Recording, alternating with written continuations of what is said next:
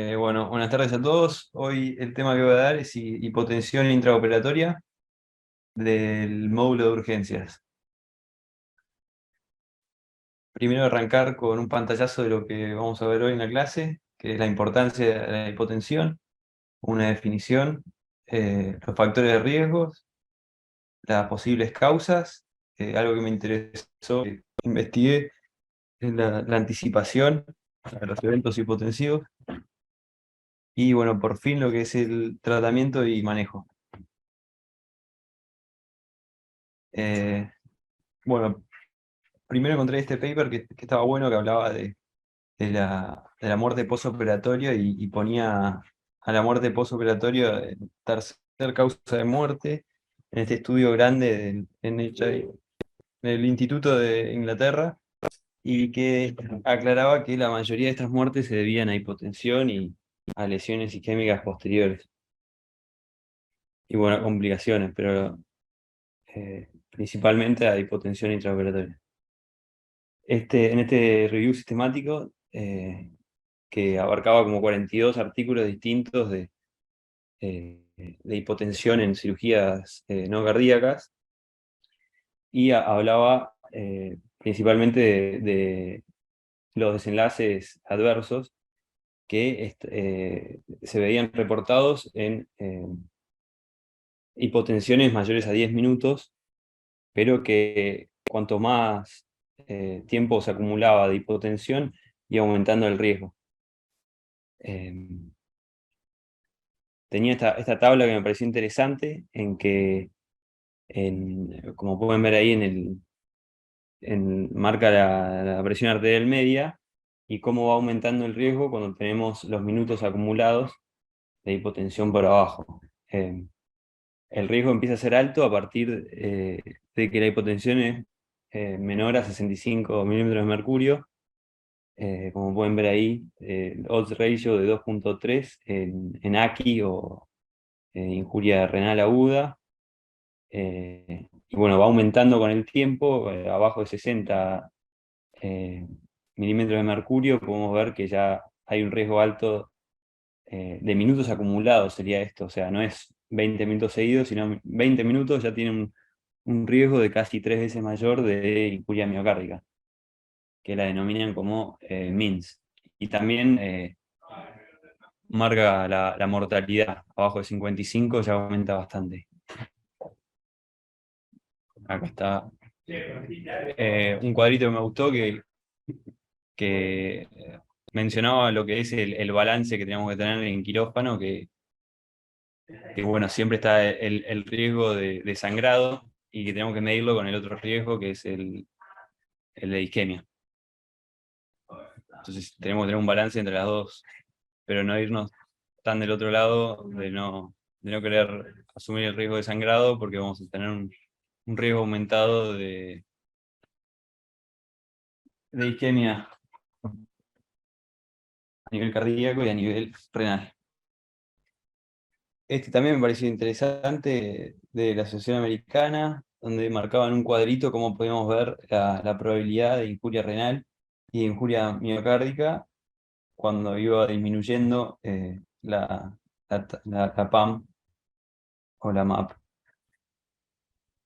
Como podemos ver ahí, bueno. Después este otro también que marcaba la diferencia entre lo que es la hipotensión relativa. Sería, o sea, la hipotensión que sería el 20% de la TAM media que venía trayendo el paciente. Pero bueno, básicamente aclaraba que también que con un solo minuto había más riesgo bueno, esto es lo que comentábamos anteriormente. Lo que quería aclarar también, que no hay una definición clara de los niveles de hipotensión, porque pueden ser relativos o absolutos. Pero bueno, la conclusión de este paper, que las asociaciones no eran más fuertes las relativas que las absolutas.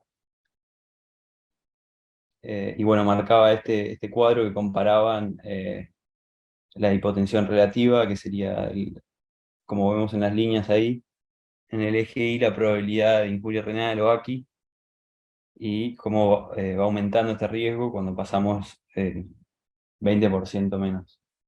Y arriba podemos ver la hipotensión absoluta, cómo va aumentando el riesgo de injuria renal como de injuria miocárdica eh, con solo 1 minuto de hipotensión. Claro que cuantos más minutos acumulativos, más riesgo tenemos. Bueno, la definición, como ya mencioné, existe una gran variabilidad, pero bueno, la absoluta, la mayoría de la bibliografía habla de la PAM menor a 65 milímetros de mercurio por más de 1 minuto. Y la relativa sería reducción del 20% de la PAM basal. Bueno, pasando a lo que serían los factores de riesgo, encontré este paper que analizaba eh, muchos casos de hipotensión y algunos factores de riesgo que pueden ser la edad mayor a 65, ASA 3, ASA 4, el uso de anestesia intratecal, cirugías de emergencias y antecedentes de hipertensión. Eh, bueno, también marcaba que la incidencia era muy alta, de casi 16%, y generalmente no se corrige con eficacia. Bueno, para entender los diferentes tipos de causas, está bueno saber cuáles son las determinantes de la presión arterial. Estas son el gasto cardíaco y la resistencia vascular sistémica. Y el gasto cardíaco se puede dividir a su vez en la frecuencia cardíaca, en el volumen sistólico, y el volumen sistólico en sí depende de la precarga, la contractilidad y la poscarga. Eh, bueno, las diferentes causas, esto hay que tenerlo en mente, pero después de ver cuáles son las más frecuentes. Pero bueno, en descenso de la precarga podemos ver la hemorragia, la embolia pulmonar, la compresión de venas cavas, la posición del paciente. Esto es importante porque a veces en diferentes posiciones que adoptan en la cirugía, como supina o bueno, como la de placera, como cuando operan el codo, que pueden comprimir las venas cavas y disminuir la precarga. Pero también está el taponamiento cardíaco, las pérdidas gastrointestinales y las quemaduras extensas. Bueno, el descenso del tono vascular, podemos ver, se puede dar por los efectos de los anestésicos y otros fármacos, el bloqueo espinal alto, como vimos en la clase anterior, la anafilaxia, la reacción y bueno, liberación de histamina. Y del otro lado, en el descenso de la función sistólica del ventrículo izquierdo, como contractilidad, va a estar disminuida en lo que es la isquemia miocárdica, en la insuficiencia cardíaca. Y también marcaba el libro del Censar, que va a ser una bibliografía en miscelánea, que estas pueden ser arritmias, toxicidad por anestésicos locales y valvulopatías graves. Acá un par de consejos para el concepto de hipotensión, que la causa más frecuente es la vasodilatación por anestésicos que usamos en inducción y en mantenimiento. También aclaraba que en los pacientes que tienen tratamiento previo con IECA, como en el APRIL o ARA2, pueden requerir la asociación de tilefrina o atropina con fenilefrina. Y también marcaba que debemos revisar siempre la ventilación mecánica porque varios episodios de hipotensión, casi un 25%, se asocian con alteraciones en esta. Después, tratando de buscar papers de las diferentes causas, encontré este cuadro que estaba bueno, eh, pero bueno, que me introdujo en otro concepto que era la predicción de un caso de hipotensión. Y hay un índice que formuló Edwards, que es el HPI. Este HPI es un software ¿por qué te reís? Em, que formuló Edwards, que se puede adjuntar a cualquier catéter arterial, que me parecía interesante, porque supuestamente tenía el poder de predecir con la onda arterial un evento hipotensivo en los próximos minutos, con este índice que va de 0 a 100, y cuando llega a 85 marca como una alerta en que te avisa que va a haber un evento hipotensivo y que trates de actuar antes de que suceda. Ponían la comparación de como en la noticia no hay algo que pueda avisar con antelación antes de que suceda. O sea, no tratar la hipotensión, sino tratar de evitarla. Por todo estos papers que muestran que con pocos minutos ya tenemos riesgos aumentados de injuria renal y injuria cardíaca. Y está bueno la pantalla, tiene una pantalla secundaria en donde te pone las distintas determinantes. Y bueno, como precarga podemos ver ahí la variación de volumen sistólico, eh, que es una variable que determina la precarga en sí, y lo que dice es si va a ser respondedor a fluidos. Eh, Esta otra variable dPdt, que habla sobre la contractilidad cardíaca, que, que es una variable que se saca de la angulación de la onda arterial, de la anacrótica, y bueno, nos habla de qué tan contráctil está el miocardio. Y después está el EADIN, que es la estancia arterial dinámica, de que también habla, es una variable que se correlaciona bastante con lo que es la postcarga. Y bueno, después voy a poner un cuadro en que como que lo que hace es ayudarte a decidir si vas a pasar fluidos, si vas a pasar inotrópicos o vasopresores. Acá podemos ver el cuadrito del HPI en que bueno, cuando va aumentando el HPI, más es el porcentaje de un evento de hipotensión. Eh, y bueno, esto es lo que decía de tratar esto es lo que hablaba el otro paper, de tratar de anticiparse y, y que la hipotensión no sea como en la curva azul, sino que tratar de que sea en la curva verde, en que no baja la TAM por abajo de 65. Tratando de encontrar estudios de validación de este software, encontré Hype, que era un estudio randomizado.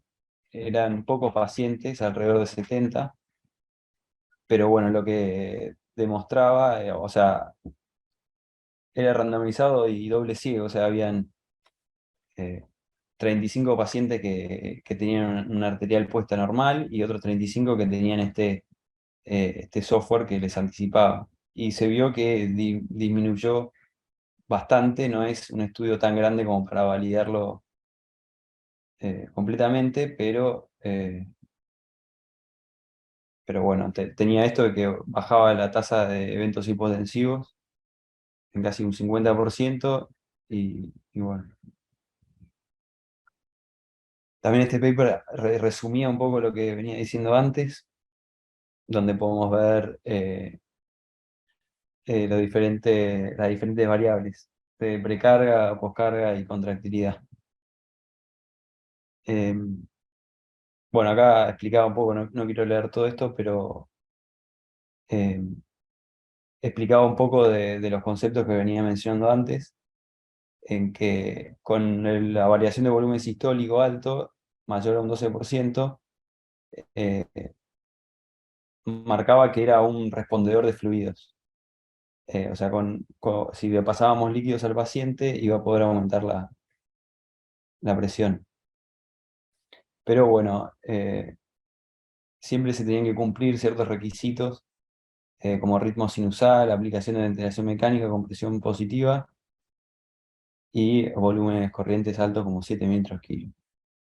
Y después estaba la otra variable que les comentaba, el dPdt max, que estima la contractilidad cardíaca, como mencioné. Y bueno, representa el cambio máximo de presión a lo largo del tiempo en el ventrículo izquierdo y representa el estado de inotropía del lado izquierdo del corazón. Y después el otro, el que les comentaba antes, era la estancia arterial dinámica, que es una variable dinámica de precarga que se calcula mediante el coeficiente de la variación de presión de pulso con la variación de volumen sistólico. Y también me parece importante, y después tengo un cuadrito que resume cómo serían los pasos a seguir. Bueno, acá estaba la variable esta, el EADIN,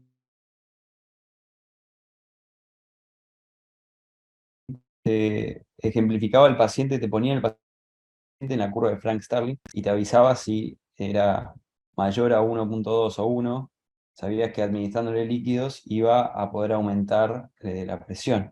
En cambio, si tenía un EDIN menor a 1, como vemos en este caso, en 0,8, al darle líquidos no iba a responder con tanta eficacia como con un EDIN alto. Y acá está el logaritmo de cómo serían los pasos a seguir. Primero ver eh, la variación del volumen sistólico. Si es mayor a 12, vamos a ver lo que es el DIN. Si es mayor a 1, sabemos que es respondedor a fluidos, entonces vamos a administrar fluidos y así subir la TA. Y bueno, si no es mayor a 12% de la variación del volumen sistólico o el EDIN es menor a 1, vamos a ver lo que es la DPDT, que dependiendo en qué nivel está, vamos a usar un inotrópico o un vasoconstrictor. Inotrópico puede ser un etilefrina y un vasoconstrictor puede ser la noradrenalina que usamos. Y encontré unas clases de Edwards que daba explicando cómo funcionaba el software y tenía un experimento interesante en que ponían a un chancho a sangrar y ponían las bolsas ahí para como ver cuánto estaba sangrando. Le metían un arterial en un brazo y en otro brazo le metían otro arterial. Y iban comparando cuando iba perdiendo volumen, sangre, cómo los mecanismos compensadores te mantenían a la TA por arriba de 75. Sin embargo, el HPI aumentaba y la variación del volumen sistólico también aumentaba. Entonces, te mostraba cómo en una hemorragia no aparente, ¿no? Bueno, aparente también, pero si vos no estás prestando tanta atención, Sí, una también. Una hemorragia retroperitoneal que vos la claro, tenés 70 que no está. sistólica, 80. Y hasta que recién pierde 1 litro de sangre, recién va a haber una alteración en lo que es la TAM. Entonces estaba bueno en ese sentido. Me parecía interesante. Y también hablaba de lo que es cómo estos mecanismos compensadores sacan sangre de lo que es la microcirculación esplácnica e intestinal. Y que acá pueden ver que le sacaban una muestra al chancho este cuando sangraba 1 litro y en vez de pasarle fluidos, pensando que tenía la TA baja y le pasaban nora, podías ver cómo se alteraba la microcirculación. Y esto eh, lo correlacionaban con posterior sepsis. Y bueno, y diferentes complicaciones, pero esa es la principal, que el paciente se iba a infectar en el postoperatorio porque le estábamos sacando sangre de la microcirculación. Sin embargo, después de ver los papers y releer bastante de todos los papers que daba Edwards, la mayoría tenían conflictos de intereses eh, que estaban, viste, fundados los estudios por Edwards o que eran consultants viste, no estaba bien definido, no había un estudio grande como para que me termine de convencer De y validez. que le dé validez externa, ¿no? Pero bueno, encontré este que es bastante nuevo, de septiembre de 2022, en que aclaraba que había cierto sesgo de selección en todos los estudios en que mencionaba Edwards en su página. Eh, a la conclusión que llegaba este paper, este review, era que no era por la anticipación o algo, sino que era un sesgo de selección que todos los que tenían presiones arteriales medias por debajo de 75 iban a tener un evento hipotensivo por abajo de 65. Eh, pero bueno, no sugería analizar de vuelta la data y los estudios de validación considerando este potencial sesgo de selección,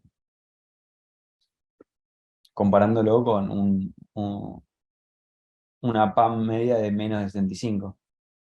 Pero después, tratando de encontrar otros, salió este después de este, eh, que me pareció muy interesante porque también sumaba otros papers que no estaban fundados por Edwards, y hablaba de que podía predecir que faltaban estudios de validación, pero bueno, que en los estudios que había y mencionaba varios que no estaban fundados por Edwards, tenía cierta predicción de los eventos hipotensivos.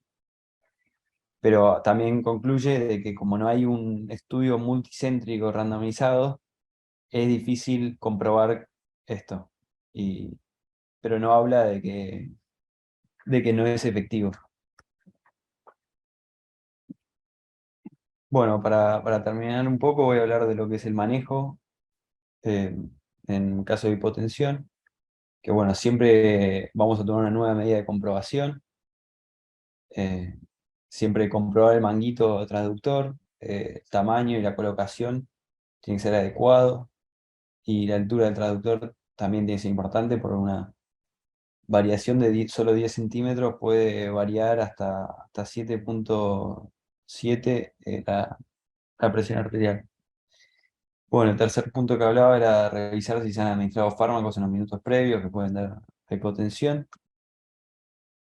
Pero bueno, después de todo esto, de si estando hipotenso, como en toda crisis, comunicar al equipo, pedir ayuda y definir líder de crisis. Se debe informar al equipo quirúrgico, preguntarle si hay hemorragia excesiva o compromiso del retorno venoso por compresión. Y el siguiente paso es aumentar la FIO o 2 al 90 a 100% y disminuir las dosis anestésicas a un valor seguro. Eh, Se deben asegurar 2 accesos venosos de calibre suficiente para pasar fluidos y en caso de hemorragia de sangre. Y bueno, se deben iniciar los fluidoterapia y fármacos. Se debe preparar la monitorización invasiva si no existe respuesta. Y bueno, lo que siempre marca el libro este de Censar es que en toda crisis tenemos que parar y evaluar periódicamente. Bueno, acá dejé la bibliografía de los diferentes estudios y también les dejé, si quieren sacar una foto, al link de la clase de Edwards donde muestran cómo van sangrando el chancho y cómo la verdad que está buena la clase y bueno,